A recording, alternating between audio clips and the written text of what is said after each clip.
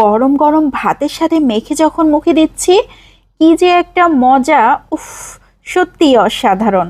প্রথমে আমি কিছু গরুর মাংস নিয়ে নিয়েছি, গরুর মাংসগুলোকে একদম মিহি কুচি করে কেটে নিয়েছি। এখন একটা সাইডে রেখে দিয়েছি। এদিকে আলু কেটে নিয়েছি, আলুগুলোকেও একদম কুচি করে কেটে নিয়েছি। একটা প্রেসার কুকারে মাংসগুলোকে দিয়ে দিয়েছি। রসুন পেস্ট, আদা পেস্ট, গরম মশলার পেস্ট, ধনিয়ার গুঁড়া, জিরার গুঁড়া, লাল মরিচের গুঁড়া দিয়ে দিয়েছি। এখন দিয়ে দিচ্ছি লবণ, হলুদ। আমি সব কিছুই আধা চা চামচ করে ব্যবহার করেছি। 1 টেবিল চামচের মতো সয়াবিন তেল দিয়ে দিলাম। এখানে কোনো ধরনের পানি দিব না, এভাবে ঢাকনা দিয়ে ঢেকে সিদ্ধ করতে বসিয়ে দিয়েছিলাম। খুব ভালো মতো কিন্তু সিদ্ধ হয়ে গিয়েছে, একদম পানি নাই, এরকমই লাগবে। একটা সাইডে রেখে দিয়েছি।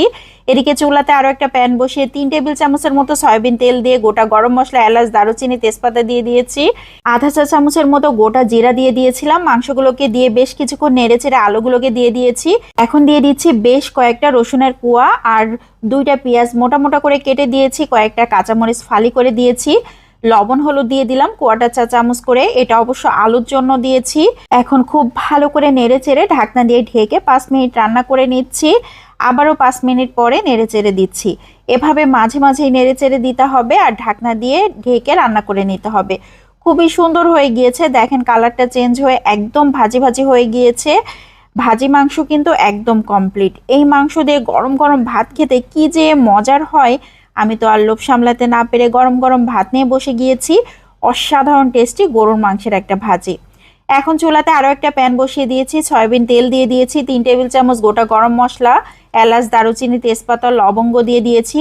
2 টেবিল চামচ পেঁয়াজ কুচি দিয়ে আধা চা চামচ করে লবণ হলুদ দিয়ে দিয়েছি।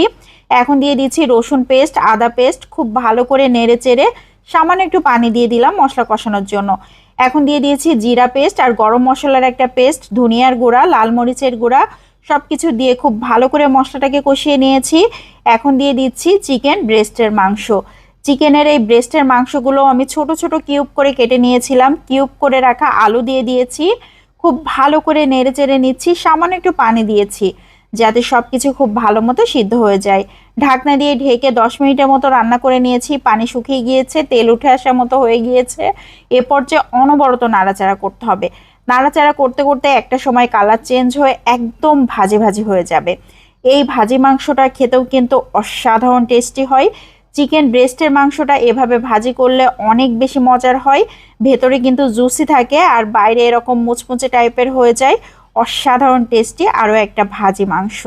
এখন চুলাতে আরও একটা প্যান বসিয়ে দিয়েছি। একটু বেশি পরিমাণ পেঁয়াজ কুচি, রসুন কুচি, গোটা গরম মশলা, শুকনো মরিচ ফালি করে, গোটা জিরা, ধনিয়ার গুঁড়া, গরম মশলা, আদা পেস্ট, রসুন দিয়ে দিয়েছি। আর দিয়ে দিয়েছি সয়াবিন তেল, লবণ হলুদ ব্যবহার করেছিলাম। সব কিছু হাতে মেখে নিয়েছি। মানে মাংস রান্নাতে আমরা যে ধরনের মশলা ব্যবহার করি সেগুলোই দিয়েছি। এখানে আমি খাসির মাংস দিয়ে দিয়েছি 2 কেজির মতো।